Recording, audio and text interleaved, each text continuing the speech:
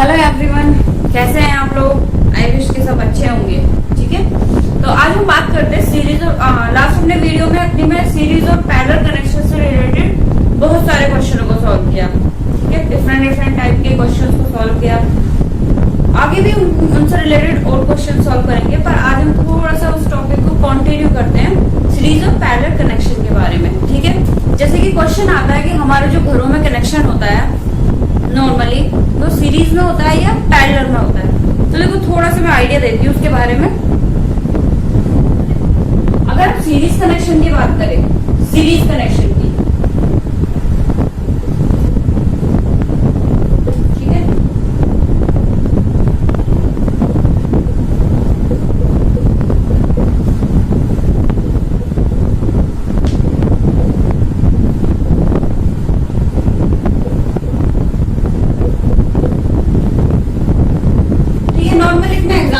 मान लो घर में एक एसी लगा हुआ है, एक मोबाइल चार्जर है और एक ट्यूबलाइट है। ठीक है, तीनों ही सीरीज कनेक्शन में है। अगर तो देखो सीरीज कनेक्शन में होता क्या है, अगर आपको याद हो सीरीज कनेक्शन में हमारी करंट सेम होती है, करंट सेम होती है। ठीक है, लेकिन वोल्टेज क्या होती है, डिफरेंट होती है। तो यहाँ से वोल्टेज आती है, आपको पता ही है वोल्टेज कितनी आती है हमारी, प्रोवाइड होती है 230 वोल्ट। ठीक है, तो जो करंट जाएगी इसमें वो सेम ही जाएगी, पर क्या होगा यहाँ पे वोल्टेज ड्रॉप होगा। एसी के लिए अलग, मोबाइल चार्जर के लिए अलग और ट्यूबलाइट के लिए अलग। तो क्या हो सकता है, मान लो एसी ने बहुत ज्यादा वोल्टेज अपना ड्रॉप कर ली। ठीक है, तो आगे वाले सर्किट में हमारी करंट प्रॉपर या हम कहें वोल्टेज प्रॉपर नहीं प्रोवाइड हो पाएगी। ठीक है, यानी कि ट्यूबलाइट हो सकता है, ट्यूबलाइट की जगह बल्ब हो तो बल्ब पूरी तरह से ग्लो नहीं कर पाएगा। बेसिकली अगर हम कहें तो वोल्टेज क्या होता है हमारा, सेम प्रोवाइड नहीं होता।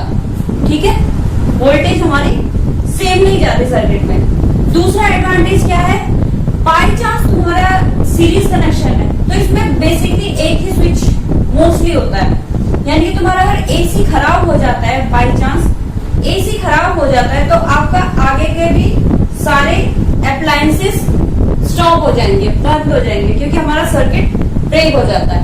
ठीक है, और भी डिसएडवांटेज है, लाइक अगर एकदम से वोल्टेज ड्रॉप बहुत ज्यादा आ जाता है। अब मोबाइल चार्जर को तो एक बहुत कम एम्पियर के करंट चाहिए होती है। हो सकता है बहुत ज्यादा तेज फ्लो में करंट फ्लो हो तो एकदम से ये भी बर्स्ट हो जाए।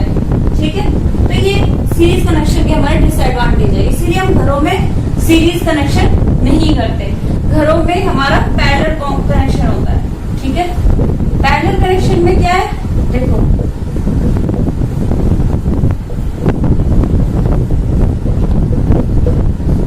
एसी, मोबाइल चार्जर, ट्यूबलाइट या बल्ब कर लो। सबसे पहले इसका एडवांटेज है कि सबके लिए क्या होता है, स्विच अपना अलग सेपरेट होता है। ठीक है, सेपरेट होता है, यानी कि अगर हमारा एसी खराब हो गया तो हमारा मोबाइल चार्जर भी चलेगा और बल्ब भी चलेगा। ठीक है, यानी कि वोल्टेज हमारा सेम होता है, वोल्टेज ड्रॉप।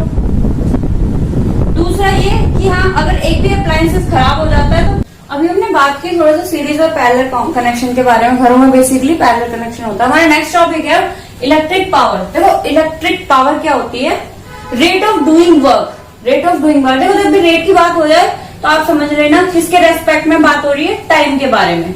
ठीक है, कहीं भी रेट हो, बेसिकली हम बात करते हैं टाइम के बारे में। तो रेट ऑफ डूइंग वर्क या rate of consumption of energy is called electric power. या हम कह सकते हैं किस रेट में इलेक्ट्रिक एनर्जी डिसिपिएट या कंजप्शन हो रही है किसी भी सर्किट में। ठीक है, तो हमारे इसकी अभी इसको देखते हैं। तो electric power P is equal to क्या है, doing work, rate of doing work, यानी कि W अपॉन T, या हम कह सकते हैं work done upon time, work done upon time, यानी कि W अपॉन T। ठीक है, यूनिट होती है इसकी वॉट, WATT, और कैपिटल W से हम रिप्रेजेंट करते हैं। ठीक है, अब देखो ये हमारा आया पावर का फॉर्मूला। यहां से हम अभी 2-3 फॉर्मूले और जनरेट करेंगे इसी से। बेसिकली हमारे पास क्या है, power is equals to work upon time, power is equals to work done upon time. अच्छा, अभी आपको एक पोटेंशियल डिफरेंस, या मैं बात करूं इलेक्ट्रिक पोटेंशियल की थोड़ी सी। इलेक्ट्रिक पोटेंशियल क्या था हमारा electric potential? Electric potential V is equals to W upon Q, V is equals to W upon Q। ये हम कह सकते हैं, क्या था हमारा electric potential? The amount of work done to bringing a charge और unit positive charge to infinity from that point. ठीक है, ओके। तो W इज इक्वल्स टू, यहां से अगर मैं कैलकुलेट करूं तो हमारे क्या हो जाता है, V into Q, V into Q. अब इस वैल्यू W की वैल्यू को मैं इसमें पुट करूं तो मेरा क्या आ जाएगा, P is equals to V Q upon T, V Q upon T. ठीक है, अब तुम्हें अगर थोड़ा सा ध्यान हो, अगर मैं करंट की बात करूं तो करंट मेरा क्या था, I इज इक्वल्स टू क्या था मेरा करंट, Q अपॉन टी। ठीक है, rate of flow of charge, rate of flow of charge. तो यहां पर मैं Q अपॉन टी की जगह क्या पुट कर सकती हूँ, V I, यानी कि पावर मेरा क्या हो गया, P is equals to V into I, power is equals to V into I. ठीक है, अभी और देखते हैं हमसे।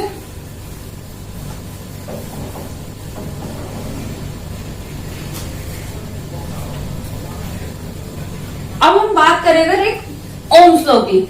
ओम्स लॉ याद होगा, ओम्स लॉ क्या था मेरा, V is equals to I into R, V is equals to I into R. अगर मैं इस फॉर्मूले में V is equals to I into R put करूं, यानी कि V is equals to P is equals to V की value में करूं I इंटू आर और इंटू में एक और I, यानी कि मेरा फॉर्मूला क्या हो गया, P is equals to I square R, P is equals to I square R. दूसरा फॉर्मूला मेरा हो गया। अभी बात करते हैं एक और फॉर्मूला इसी से बनाने की। अगर मैं इसी फॉर्मूले में P is equals to I square R में R से ही मल्टीप्लाई कर दूं और R से ही डिवाइड कर दूं, R से ही मल्टीप्लाई और R से ही डिवाइड, तो क्या हो जाएगा मेरा, P is equals to I square R square upon R। ठीक है, अब आपको मैंने अभी बताया था ओम्स में मेरा क्या होता है, V is equals to I R. तो मैं इसकी जगह पर क्या लिख सकती हूँ, आई स्क्वायर आर स्क्वायर को मैं क्या लिख सकती हूँ, आई आर का होल स्क्वायर, यानी कि V का स्क्वायर, यानी कि I V square by R. यानी कि थर्ड फॉर्मूला मेरा क्या बना, P is equals to V square by R.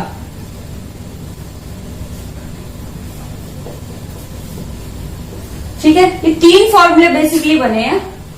ठीक है, अभी देखते हैं हम।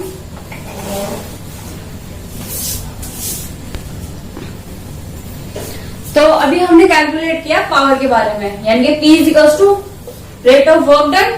ठीक है, नॉर्मल एक फॉर्मूला, P क्या है यहाँ पे, power, W work done, T time. अगर हम यूनिट की भी बात करें तो W हमारा जूल में, सेकंड में। ठीक है, पावर हमारा वॉट में। दूसरा हमने फॉर्मूला कैलकुलेट किया, P is equals to V into I, यानी कि potential energy into current, current into resistance and voltage potential difference upon resistance. ठीक है, ये सारे एक्चुअली फार्मूले पावर की ही हमने कैलकुलेट किए।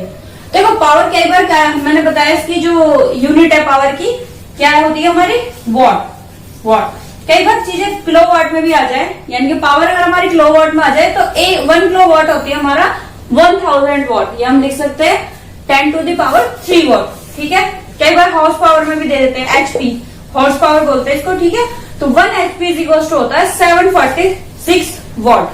ठीक है, अभी हम आगे बात करेंगे किलोवाट आवर के बारे में भी हम आगे डिस्कस करेंगे। अभी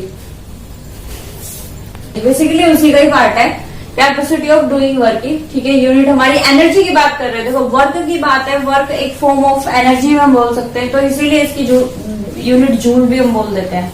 ठीक है, यूनिट जूल है या फिर होते हैं किलोवाट आवर। अभी हम किलोवाट आवर के बारे में बात करेंगे, ठीक है।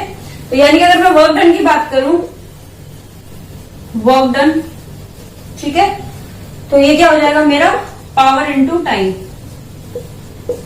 कैसे आया देखो, मैंने अभी पीछे बताया ना, power is equal to rate of work done, यानी कि P is equal to W upon T. अगर मैं यहां से W कैलकुलेट करूं तो मेरा क्या हो जाएगा, W is equal to P into T.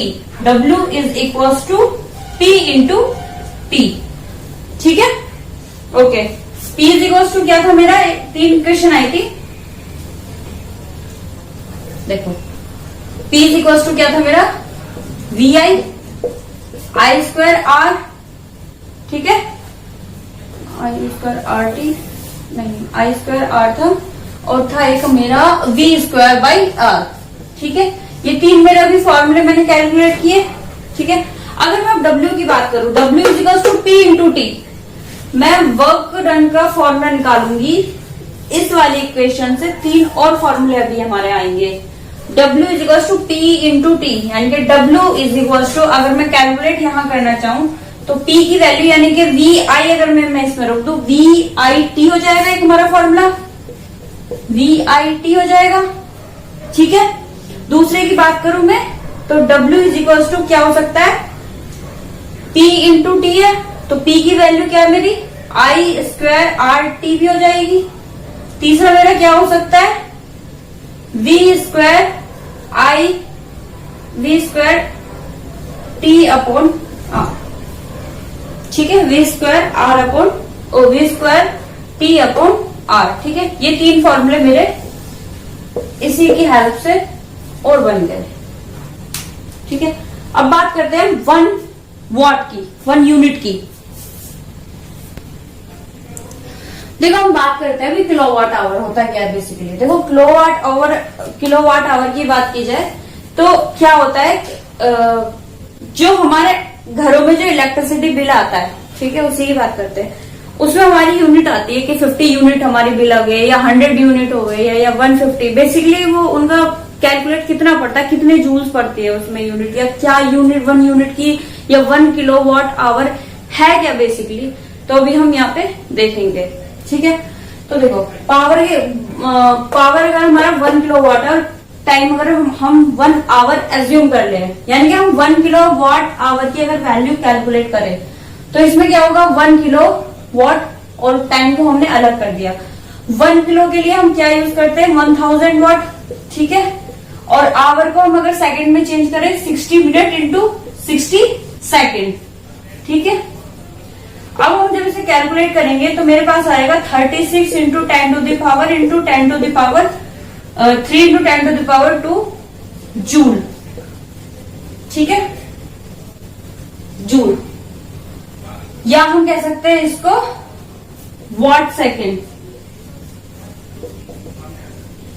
Actually watt second ही बोलते हैं, ठीक है, इतने वॉट सेकेंड। या मैं इसकी वैल्यू कर सकती हूँ 3.6 into 10 to the power 6 watt second. तो ये है क्या बेसिकली वैल्यू, ये जो वैल्यू होती है ये हमारी 1 यूनिट की वैल्यू होती है, 1 यूनिट की वैल्यू होती है हमारी ये। अगर हमारा इलेक्ट्रिसिटी बिल आ जाता है 50 यूनिट, ठीक है, तो 50 यूनिट में हम क्या करेंगे, 50 यूनिट को हम अगर वॉट सेकेंड में या फिर हम जूल में चेंज करना चाहे तो 50 into 3.6 into 10 to the power 6, ठीक है। ये हमारा एक्चुअली में ये इतनी एनर्जी है हमने जो हमने कंजप्शन की। तो हमने अभी इलेक्ट्रिक पावर के लिए पढ़ा थोड़ा सा, और उससे पहले हमने पावर के बारे में थोड़ा सा डिस्कस किया। नेक्स्ट वीडियो में हम इन पे रिलेटेड न्यूमेरिकल्स, या हमारा टॉपिक है heating effect of current, joules law of heating, ठीक है, वो कवर अप करके फिर इन सब पे बेस्ड न्यूमेरिकल सॉल्व करेंगे। बहुत सारे न्यूमेरिकल्स जो एग्जाम के पॉइंट ऑफ व्यू से भी इम्पोर्टेंट होंगे। तो थैंक यू, और अगर वीडियो अच्छी लगे तो प्लीज लाइक, शेयर और सब्सक्राइब करना मत भूलिए। Thank you.